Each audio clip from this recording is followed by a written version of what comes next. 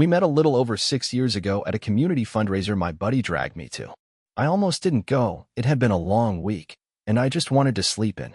But I ended up walking into this outdoor event with rows of food trucks, little craft booths, and some local musicians playing acoustic sets. I was standing in line for coffee when Allison bumped into me from behind, apologizing with this sheepish half-smile, and something about her energy caught me immediately. She wasn't loud, but she carried herself like someone who didn't need to be. We talked a bit that day, small talk at first, but it stretched into a conversation that followed us from the coffee line to a quiet bench in the shade. We found out we had similar tastes in books, both liked road trips over flights, and laughed about how terrible we were at pretending to enjoy small talk. She gave me her number with a joke, something like, just in case you want to debate breakfast burrito spots. I texted her later that night. Things moved naturally from there. Dates turned into weekends together, and before long, we knew each other's routines better than our own. I was working full-time in logistics, and she was in marketing, building her way up at a boutique firm downtown. We both had long hours, but we made it work. She had a way of turning the end of a long day into something worth looking forward to: dinners at home, walks around the block, just sitting on the couch sharing a bottle of wine and laughing about nothing. After a year, we moved in together. We found a cozy rental house with just enough space for both of us to feel at home, and from the moment we stepped inside, it felt right. Allison threw herself into making it feel lived in: candles in the hallway, blankets for every chair, little framed prints she collected from art fairs. She had an eye for comfort. I handled the more practical side of things, fixing the squeaky drawers, staying on top of bills, organizing the garage just the way I liked it. It was a quiet partnership, the kind that doesn't need a spotlight to feel strong. A couple of years after moving in, we got married. It was a modest ceremony, close family, a few friends, no big fuss. We both wanted it that way. She walked down the aisle in this simple, elegant dress that made the whole room feel quieter somehow, like everyone collectively understood they were watching something important. That was us. We didn't make a lot of noise, but we made sense. If someone asked me what day-to-day life looks like with Allison, I'd probably say it's the kind of life you don't really notice while you're living it, but in the best way.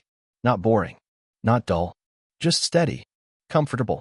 We found a rhythm years ago and, for the most part, stuck with it. We live in a quiet neighborhood just outside the city. Not too far from where we both grew up, actually. We bought a 3-bedroom house about 3 years ago, a place with just enough quirks to make it feel like ours. There's a creaky floorboard in the hallway, a slightly tilted kitchen shelf she insists has character, and a backyard that took a full summer to tame. She loved the front porch from the moment she saw it. Said it reminded her of her grandmother's house. We spend a lot of evenings sitting out there with coffee or a glass of wine, just talking while the dog watches the world go by. Allison's done most of the interior decorating. She has a knack for making a space feel warm. Not in an over-the-top Instagram-perfect kind of way, but in the way that makes people linger. Framed travel photos, books on every shelf, throw blankets, plants in places I didn't think plants could survive. She keeps it all alive somehow, both the house and the feeling inside it. I handle more of the behind-the-scenes stuff, bills, maintenance, meal planning when she's working late. We don't have kids yet. It's been a topic, off and on. Nothing intense. We've said, maybe someday, a lot. For now, it's just the two of us and Pepper, our golden retriever, who's convinced he owns the couch. We've gotten used to planning our weekends around dog parks, errands, and little getaways when we can swing them. Sometimes we'll drive up the coast just to get out of the routine, spend a night at some random inn, grab coffee at a roadside diner. It's nothing flashy, but it always felt like enough. Our work lives are demanding, but we manage. I've been with the same logistics company for about 8 years. Started as an analyst, worked my way up into a team lead position. The hours can be long, but I like the stability, the predictability of it. Her job's a little more flexible, more meetings, more projects that live and die on deadlines, but she thrives in that kind of environment. She's the kind of person who likes to have her calendar full and color-coded. Evenings are usually simple. We cook together if we're both home, or one of us orders takeout while the other complains about forgetting to defrost something. We'll catch up on our shows, or sit with our laptops on the couch, half talking, half working. Some nights we say a lot. Other nights, it's just comfortable silence. We've never needed constant noise to feel close.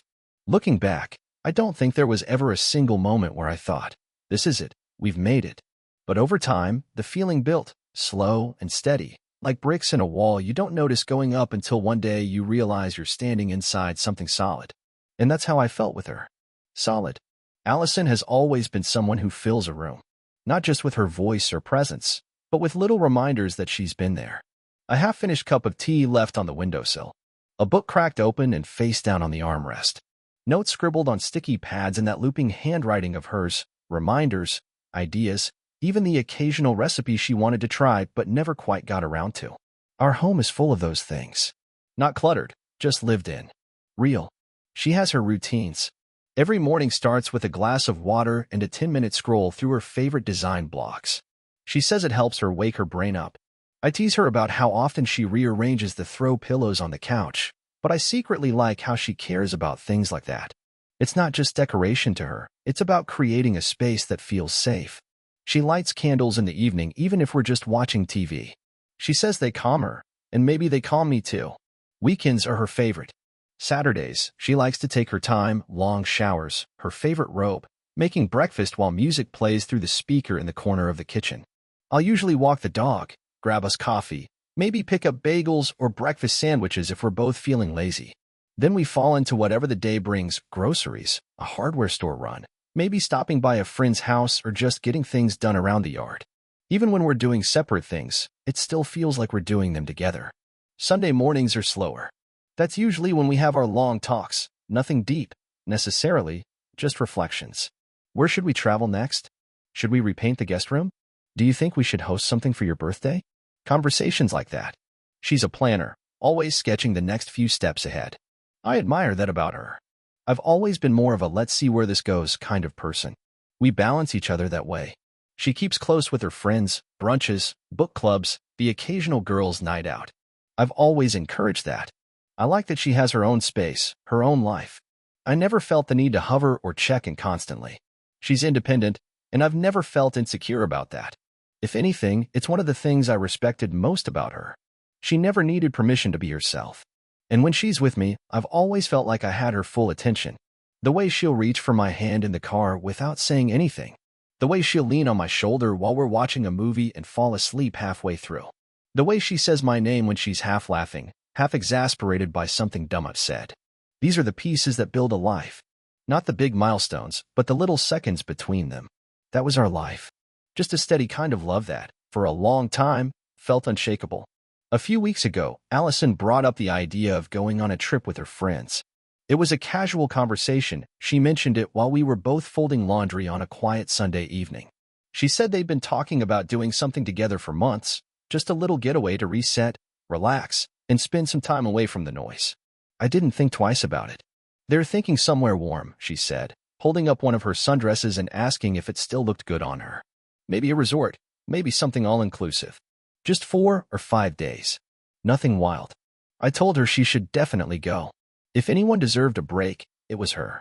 She's been working hard lately, staying up late to meet deadlines, juggling a couple of demanding clients, and still somehow finding time to manage our house like it runs on autopilot. She hadn't taken any real time off in months, and I could tell she was craving some space to breathe. She smiled when I said yes.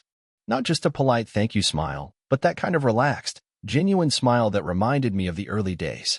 I was worried you'd say it wasn't a good time, she said, sitting on the edge of the bed and folding a t-shirt into an almost perfect square. But I think I need this. We all do.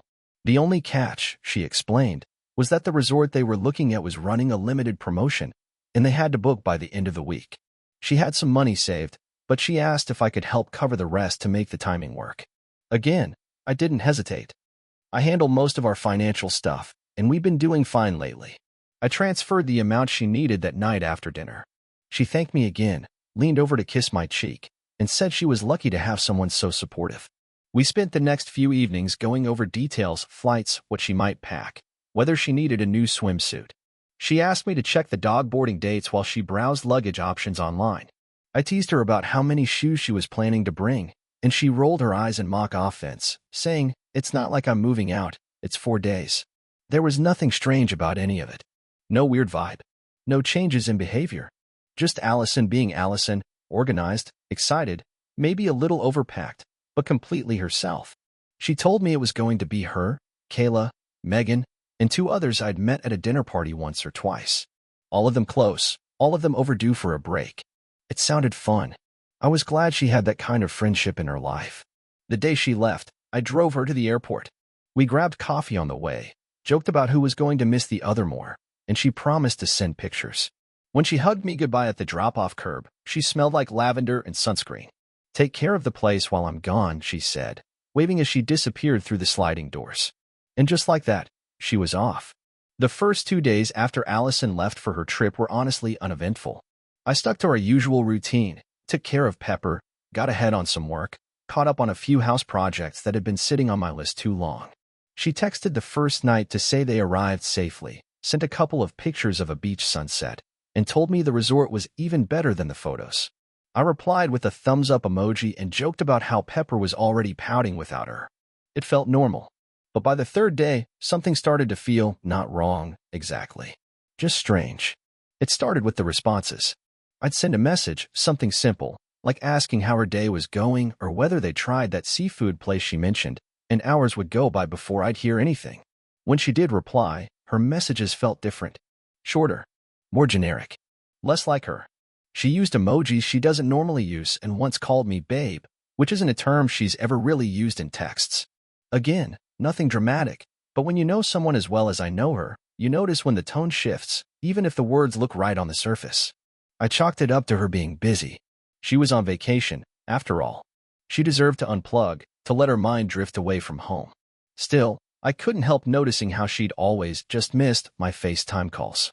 "Sorry, babe, we were just heading out," or "about to hit the pool, can I call you later?" Then later never really came. Saturday night, I decided to surprise her by ordering a bottle of wine to be delivered to her room from the resort concierge.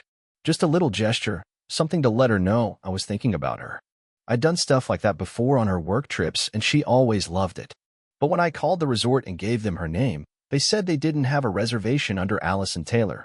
I double-checked the spelling, asked if maybe it was booked under one of her friends. They offered to check for alternate names, but something in me pulled back. I thanked them and hung up. I didn't want to jump to conclusions. Maybe it was under someone else's name. Maybe she booked it through a third-party site.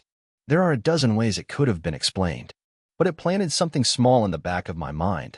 A pause, a hesitation I couldn't shake. She called later that night.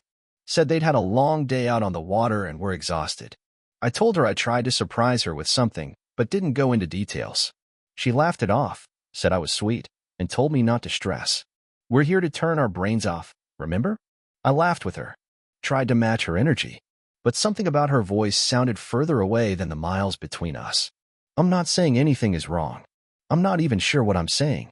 Just that lately, when I hear from her, it's like I'm hearing an echo instead of the real thing. And I can't figure out if that's normal or if I just haven't been listening closely enough. By day 5, I started realizing how quiet the house felt without her, not just quiet in sound, but quiet in presence.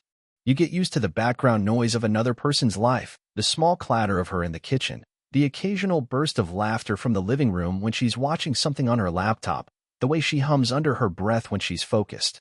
Without all that, the space around me started to feel too neat, too still. She wasn't unreachable. She texted here and there, nothing dramatic, just check-ins. "Heading out to breakfast," or "wish you were here, it's beautiful." But the replies came later and later, and they were shorter. She sent fewer photos. At first, it was sunsets and fancy drinks by the pool. Then nothing for over a day. I sent a simple, "Everything okay?" She answered 5 hours later with, "Totally fine. Just busy." Spa day ran long. I didn't read too much into it. People go on vacation to disconnect. And I've never been the clingy type. I've always believed in giving her space to enjoy her life outside of us. But something about the timing felt off. I noticed she wasn't posting anything on social media. Normally, she'd share a few shots, scenery, her with the girls, maybe a drink with a cheeky caption. But this time, radio silence. Then came the weird call from my manager, Darren. He asked if I was free to meet next week to go over a new project proposal. Said something about wanting me involved early. Normal work stuff, except his tone felt stiffer than usual. I asked if everything was all right. He paused for just a second too long, then said, Yeah, all good. Just, we'll talk next week." We hung up, and I sat there with a half-finished coffee and this strange taste in my mouth I couldn't place. I told myself I was overthinking, that not everything had to mean something. That night, I took Pepper out for a long walk, longer than usual. It was cool, quiet, one of those early spring evenings where the sky still holds a little winter. I passed houses with lights on, families inside laughing at TVs, couples on porches talking low and slow, and for a moment, I felt entirely separate from all of it. Just walking a dog in a neighborhood I knew by heart, thinking about a wife I couldn't quite picture at that moment. Like trying to recall a dream while it's still fading. She texted later that night. Heading to bed early, super tired. Love you. I stared at the screen longer than I should have before replying. I wrote, love you too. Sleep well. Then erased it. Then typed it again. Sent it. Sat there for a while after, not really waiting for a reply. Just sitting. Allison had been gone for over a week now. The house didn't just feel empty, it felt like it had forgotten what it sounded like with her in it. Her voice no longer echoed in my head. The spaces she usually filled, our kitchen, the bedroom, the little corner of the backyard where she liked to have coffee on weekends, stayed untouched. Like the house itself was waiting, same as me. She was still checking in, but barely. I'd get a quick text in the morning, heading out, or spa day again, and maybe one at night. The words were fine, but the rhythm wasn't hers. There was no detail, no curiosity about what was going on back home. No little questions or funny observations like she always used to send me even during her busiest workdays. Just these brief blips, like she was clocking in. I didn't press. I've never been the type to keep tabs. I trust people until they give me a reason not to. And I didn't have a reason. At least not one I could point to without sounding insecure. She was on a trip with friends, her version of a break, of self-care. She'd mentioned wanting this for months. I told myself it was all normal. People unplug. People take space. Still, I started noticing how much space there was now. Her friend Kayla posted a picture on Instagram from a rooftop bar somewhere tropical. I recognized the ocean in the background from Allison's earlier photos. Same resort. Same vibe. Only it was just Kayla and Megan in the photo. A caption about girls' night out. A round of drinks lined up on the table. I tapped through a few stories, again, no sign of Allison. It wasn't unusual, exactly.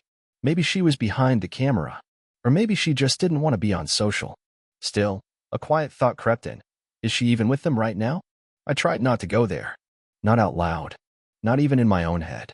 I pushed the thought aside, just like I had when the hotel said they couldn't find her reservation. Just like I had when she dodged my FaceTime calls and replied to messages with strange timing and strange tone. Darren, my manager, was being weird again too. He bumped a few meetings I was supposed to be in. Told me the boss, his boss, technically, our director, wanted to reorganize a few things before I got brought in. It wasn't that unusual in a corporate sense, but it made me feel sidelined. Like decisions were being made just barely out of my reach. I brushed it off. I had enough on my mind.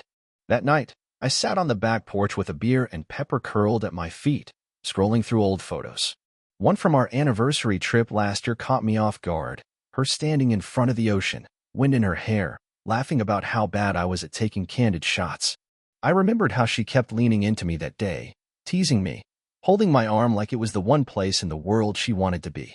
I closed the photo. That version of her felt far away now. Not gone, but fading. She told me she'd be back late Thursday night. But she walked through the front door on Wednesday afternoon, without texting first, without calling, without even pretending to be surprised I was home early from work. I had taken a half day to catch up on things around the house, and maybe surprise her with dinner. I was vacuuming the living room when I heard the front door open. Pepper barked once, then bolted over like it was just another day. I turned toward the doorway, expecting her suitcase, that familiar tired smile, some lazy story about how exhausting airports are. What I didn't expect was my boss standing behind her, holding her second bag, wearing aviators and looking like he was arriving at a weekend retreat. Allison, I said. She dropped her purse on the table like it was just another Tuesday, and said, flatly, we need to talk. I didn't move. My boss, Chris, walked in behind her, quiet, unreadable. He looked around like he'd never seen our house before, even though I'd invited him here for dinner twice. Allison, meanwhile, stood just inside the doorway like she couldn't wait to be done with whatever came next. You should sit down, she said. I didn't sit. She sighed, clearly annoyed I wasn't making this easier. I wasn't on a girl's trip, she said. I went with Chris. To the Bahamas. I looked at her, then at him, then back at her. You told me you were going with Kayla and Megan. She shrugged. That was easier. Easier than what? I asked, my voice catching. Easier than telling you I've been seeing someone else, she said, not even flinching. My body felt like it had gone underwater. Everything muffled. Slow. You cheated on me? I asked, though the question felt pointless. She gave the kind of laugh you give when someone finally catches up. Yeah, obviously. Chris stepped forward then, trying to say something. I don't even remember what, but Allison cut him off. I'm leaving with him, she said. We're together now. I didn't want to lie anymore. And frankly, I'm tired of pretending. I felt heat rush to my face. My fingers curled in against my palms. You lied for 2 weeks straight, I said quietly. For how long? She rolled her eyes. Don't be dramatic. This has been coming for a while. Chris finally spoke then, clearing his throat. Look, I didn't mean for this to be messy. But Allison and I, we connected. And I think we both know you, and I haven't exactly seen eye to eye lately. That's when it hit me. The weirdness at work. The canceled meetings. The calls that never came. You're firing me, I said, staring at him. His mouth twitched. It's not personal. We're restructuring. Allison picked up her bag. You'll figure things out. You always land on your feet. Then, with a final glance, almost like a courtesy, she walked out the door with him. And just like that, she was gone. With my boss. And my job. All in one afternoon. There was no begging, no apologies, no follow-ups I cared to read. After Allison walked out of our house with Chris, my boss, and took both my wife and my job in one afternoon, something in me went cold. Not angry. Not heartbroken. Just done. As if the part of me that still believed in fairness decided to stand up and walk out too. I didn't chase her. I didn't scream. I went straight to work. The very next morning, I changed the locks on the house. Called out from work, though it barely mattered at that point, and took the entire day to clear her out of my life. Her clothes? Thrown out the bedroom window. Her skincare, books, favorite mug, and even the photo frame from our honeymoon that used to sit on the shelf? Gone. I boxed the delicate stuff and left it neatly on the porch, just enough to say, I'm not petty. I'm finished. That same afternoon, I messaged someone I never expected to. Marissa, Chris's wife. We'd met a few times. Barbecues. Work functions. She was elegant, sharp, and always had a quiet kind of grace that made everyone around her soften their tone. And that's what surprised me. How calm she was when I told her everything. I didn't even have to lay it all out. She already knew something was off. She just hadn't seen proof until I handed it to her. We met for drinks, ostensibly to talk. What actually happened was far messier, and far more honest. We weren't gentle. There was no slow burn. It wasn't about love or even connection. It was about two people who'd been discarded, humiliated, shoved to the side like props in someone else's story. And for one night, we took that story back. We saw each other again the next weekend. Then once more. Neither of us expected anything lasting, but something about it stuck. It wasn't just revenge. It was reclamation. Quiet, adult, and intentional. She knew exactly what it was, and so did I. A month later, Marissa told me she was pregnant. She said it calmly. No drama. She didn't even ask for anything. In fact, she offered to handle it alone, if that's what I wanted. But I didn't. I sat with the news, and for the first time in weeks, I felt something that wasn't rage or numbness. I felt present. A strange sense of purpose returned, not because of what I'd lost, but because of what might come next. And then, there was Chris. He never saw it coming. I worked at that company long enough to know how he played with his numbers. Cash flow, phantom write-offs, vendor invoices that were more creative fiction than fact. He never thought anyone would look. But I did. I took my time. Pulled tax filings, year-end statements, internal expense reports, and loaded them onto a drive. Then I filed a full, anonymous report with the IRS and attached every piece of evidence I had. 3 weeks later, I got word from an old co-worker. The business accounts were frozen, and Chris had been relieved of leadership duties. His name disappeared from the company's site, and the office group chat exploded with rumors about a federal investigation. Meanwhile, Allison tried to reach out, calls, texts, emails. Let's talk. We made a mistake. You don't have to do this. She didn't even know the half of it yet. So I sent her a message. Just one. No anger. No lecture. No second chances. A single line attached to a video of me and Marissa. The same night, I learned what betrayal tastes like. I know everything. She hasn't called since. For a while, everything was quiet. Not the kind of quiet that comes with peace. At first, it was the kind that settles over ruins.